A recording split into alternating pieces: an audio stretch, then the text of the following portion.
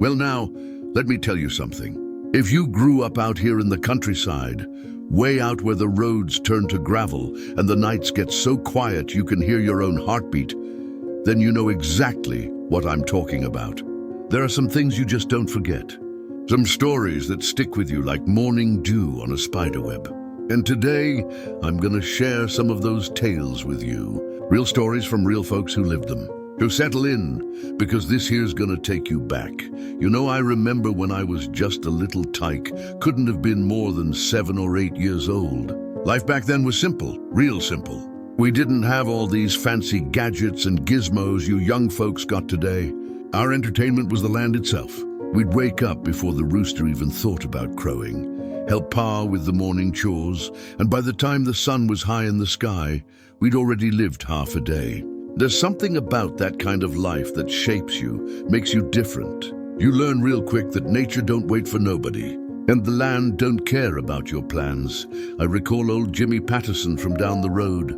He used to tell us kids about the time his granddaddy's barn caught fire back in 1947. Now, this wasn't no ordinary fire, mind you. It started right in the middle of a thunderstorm, which don't make a lick of sense when you think about it.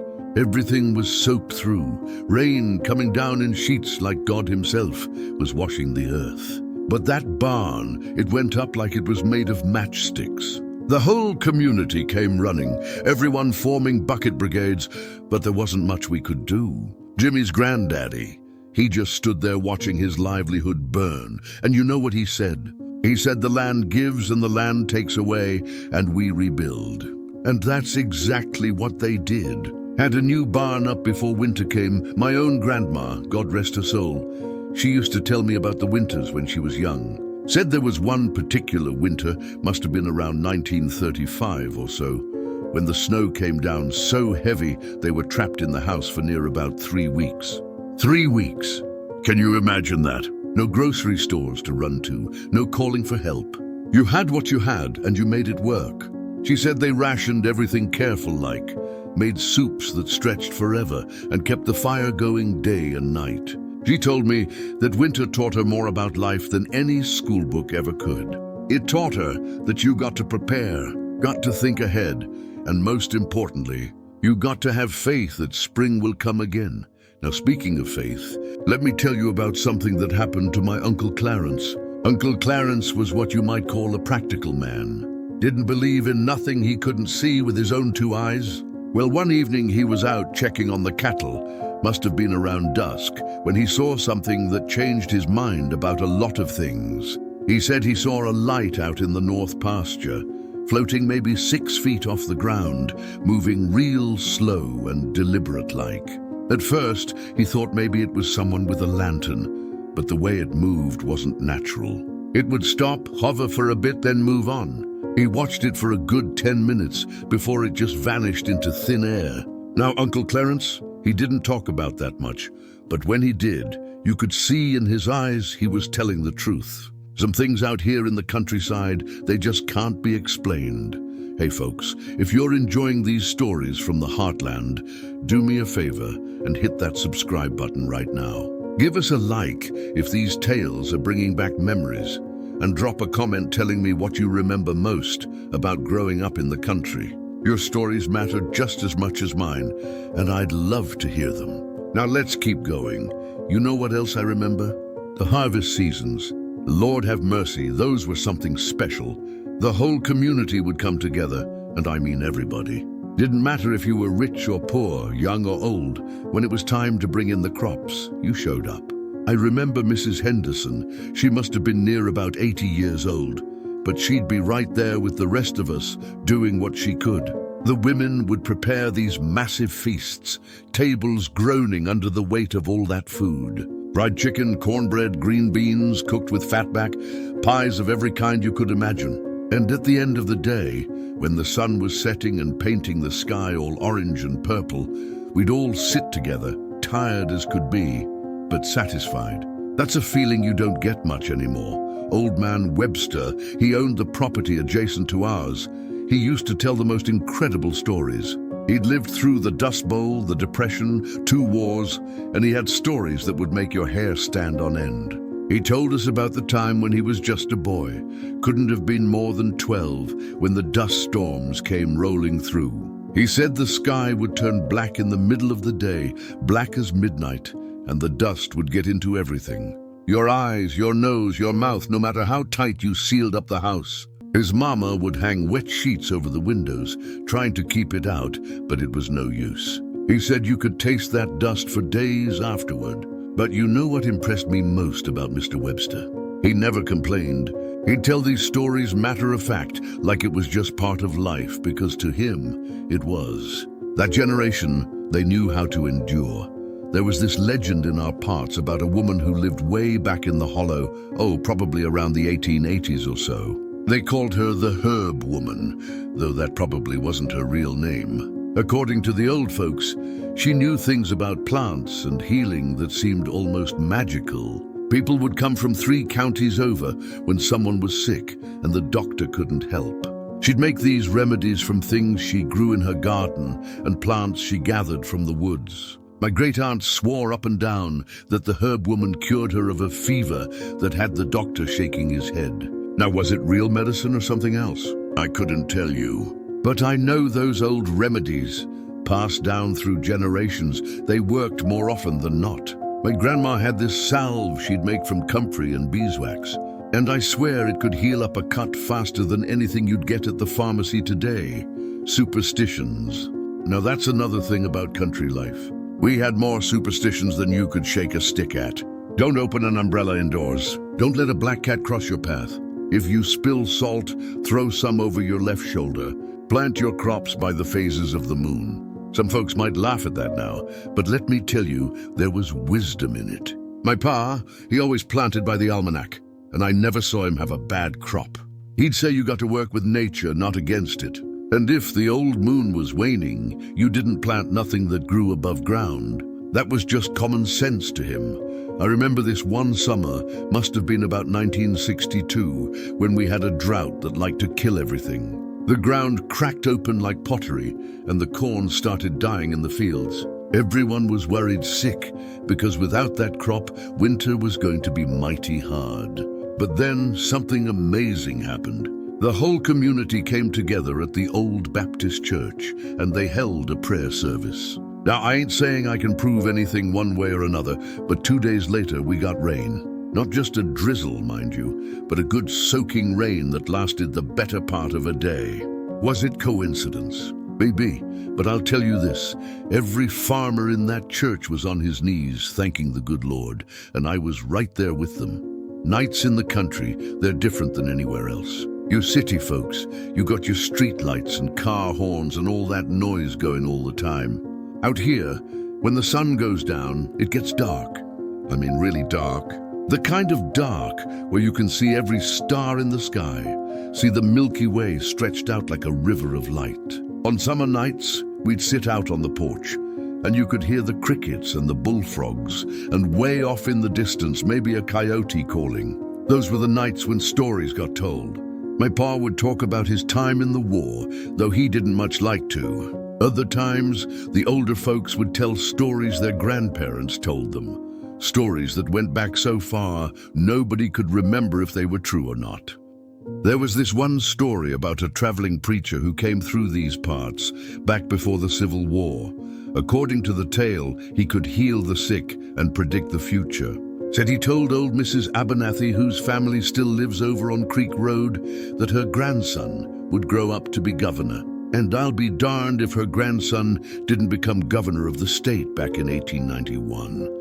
Now maybe that was just lucky guessing, or maybe that preacher knew something. Either way, that story got passed down through the generations, and people still talk about it at family reunions. Storms out here, they're no joke. When a big storm rolls in, you can feel it in the air hours before. The animals get restless, the birds go quiet, and the sky takes on this greenish tint that makes your stomach tighten up. I've seen tornadoes touch down in fields not half a mile from where I stood. The sound of a tornado, if you've never heard it, it sounds like a freight train bearing down on you. We had a storm cellar just like most folks did, and when my mama said it was time to go to the cellar, you didn't argue, you went. I remember one time we were down there for what felt like hours, listening to the wind howl and things crashing around up above. When we finally came out, our barn roof was gone, just peeled right off, but the house was fine. Miracles happen out here more often than you'd think. You want to talk about courage? Let me tell you about Mrs. Johnson. Her husband died young, left her with 5 kids and a farm to run. This was back in the 1950s, when women weren't supposed to be running farms by themselves. But she did it. She got up every morning before dawn, worked that land, raised those kids, and never asked for charity. Oh, the neighbors helped out when they could. That's just how we do things. But she carried that load mostly on her own. All 5 of those kids grew up to be fine people, and that farm stayed in the family. That's the kind of strength you find out here in the country. The quiet kind, the kind that just keeps going no matter what. Before we go any further, I want to ask you something. Are these stories resonating with you? Do they remind you of your own time growing up, or stories your folks told you? If so, make sure you're subscribed to this channel, because I got plenty more where these came from. Hit that like button to let me know you're enjoying this, and please leave a comment. Tell me about the rural traditions in your family or a memorable story from your childhood. I read every single comment, and your memories are just as important as the ones I'm sharing here. Now, where was I? Oh yes, the old farmhouses. You don't see many of them original ones anymore, which is a shame because they had character. Our house, it was built in 1887, and you could feel the history in the walls. The floorboards creaked in certain spots, and we knew every one of them. Come winter, you'd have to stuff rags around the windows to keep the cold out. We had 1 bathroom for 8 people, and you learned real quick to be efficient. But that house, it was solid, built from timber cut right here on the property, held together with wooden pegs and honest craftsmanship. My great-grandfather built it with his own 2 hands and the help of his neighbors. That's how things were done. You helped your neighbor build his house, and when it was time to build yours, he helped you. There were certain places on the farm that had stories attached to them. We had this old oak tree, must have been 200 years old if it was a day, and every generation carved their initials into it. You could trace our family history just by walking around that tree. There was the creek where my grandpa taught me to fish, using nothing but a cane pole and some worms we dug up from the garden. He taught me patience sitting by that creek, taught me that sometimes you got to be still and quiet, and good things come to those who wait. I caught my first catfish there when I was 6 years old, and I thought I'd landed a whale. That fish probably wasn't more than a pound, but the way Grandpa carried on, you'd think I'd caught the record. Speaking of fishing, there was this old fella, everybody called him Catfish Joe, who lived down by the river. He claimed to have seen a catfish in that river so big it could swallow a dog. Now, most folks thought Joe was exaggerating, the way fishermen do, but he swore up and down it was true. Said he'd hooked the thing once, but his lines snapped like thread. Whether it was true or not, that story kept us kids on our toes whenever we went swimming in the river. We'd be constantly checking the water, half expecting to see some monster fish swimming by. That's the thing about legends, they make life more interesting. Add a bit of mystery to everyday places. The seasons out here, they're more than just weather changes. They're a way of life. Spring meant planting a new life, everything turning green after the gray of winter. Summer was growing season, long hot days working in the fields. Fall was harvest, the most important time of the year. And winter was for mending and planning, fixing equipment, and telling stories by the fire. You lived by the rhythm of the seasons, and your life depended on reading them right. A late frost could ruin everything. Too much rain, not enough rain, it all mattered. You learned to watch the sky, feel the wind, notice the signs nature gave you. I remember my grandma teaching me about the signs. She could predict rain by the way the leaves turned on the trees. She knew winter would be hard if the squirrels were gathering more nuts than usual. She could tell you when the first frost would come just by looking at how thick the corn husks were. Folks today, they got weather apps and satellites and all that, but Grandma, she had something better. She had a lifetime of observation and knowledge passed down through generations. And you know what? She was right more often than the weatherman on TV. There's something about those old country churches too. They were more than just buildings. They were the heart of the community. Everybody knew everybody, and church on Sunday wasn't just about worship, it was about community. After the service, folks would stand around outside for hours, catching up on the week's news, making plans, offering help where it was needed. If someone was sick, the church ladies would organize meals. If someone's barn burned down, the men would organize a barn raising. That's what community meant. It meant you weren't alone, no matter what happened. I knew a family, the Martins, who lost everything in a fire. House burned to the ground in the middle of the night. They barely got out with their lives, standing there in their nightclothes, watching everything they owned turn to ash. But you know what happened. Within a week, they had a place to stay, clothes on their backs and food on the table, all provided by neighbors. Within 2 months, there was a new house going up, built by volunteer labor. That's the kind of thing you don't forget. That's the kind of thing that makes you believe in the goodness of people. Now, I'm not saying everything was perfect. Life was hard, real hard sometimes.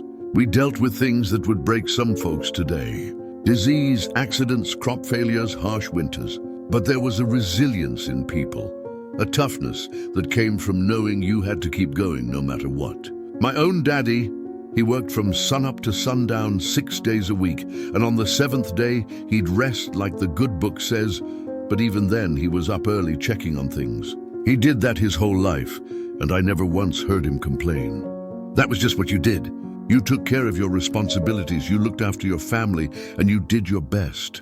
The old-timers, they had sayings for everything. Make hay while the sun shines. A stitch in time saves 9. Don't count your chickens before they hatch. These weren't just cute phrases, they were wisdom distilled down to its essence. They were lessons learned the hard way, through experience and sometimes through failure.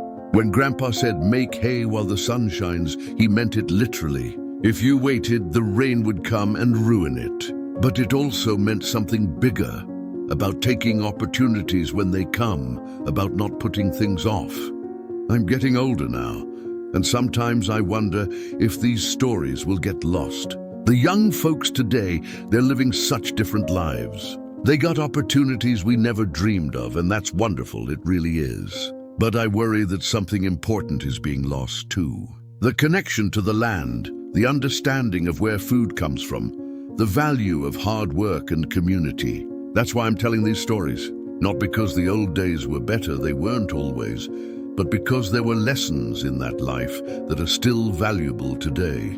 You know what I miss most? The simplicity. Not that life was easy, but it was simple. You knew what needed doing, and you did it. You knew your neighbors, and they knew you. You understood your place in the community and in the natural world. There wasn't all this rushing around, all this stress and anxiety about 1,000 different things. You worried about the weather and the crops and taking care of your family. Everything else was secondary. There was this feeling, hard to describe really, of being part of something bigger than yourself. When you're working the same land your grandfather worked, living in the house he built, using tools that were passed down through generations, you feel connected to something. You understand that you're just one link in a long chain, that your job is to take care of things so you can pass them on to the next generation. That's a powerful feeling, knowing you're part of a legacy. I think about the old farmhouse sometimes, even though it's been years since I lived there. I can still remember exactly how it smelled in the morning when Grandma was making breakfast, bacon and eggs and biscuits. I can remember the sound of the screen door slamming, which drove my mama crazy. I remember the feel of the worn wooden banister under my hand as I ran up the stairs. Those memories are more real to me than things that happened last week.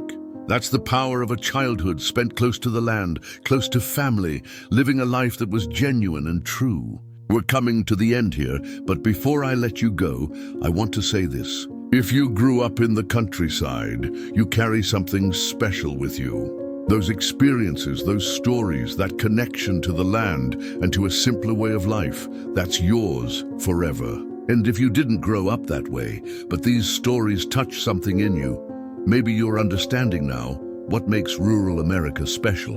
It's not about being backward or behind the times. It's about understanding things that are timeless.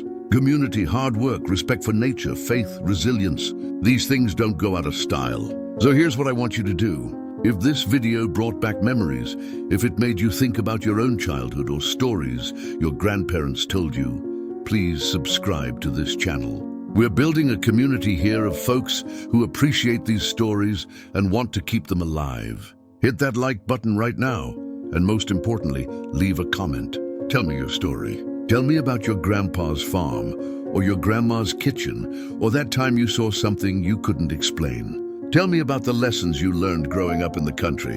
Your stories matter and I want to hear them. Together, we can keep these memories alive for the next generation. The countryside shaped who we are, every last one of us who grew up there. It taught us things schools can't teach. It gave us memories that will last until our dying day. And it connected us to something eternal. The cycle of seasons, the rhythm of the land, the passage of time marked not by clocks, but by the work that needed doing and the sun's journey across the sky. That's not something to forget, that's something to treasure and pass on. So thank you for listening to this old man ramble on about the good old days. Maybe they weren't always good, but they were real and they were ours. And that's worth remembering.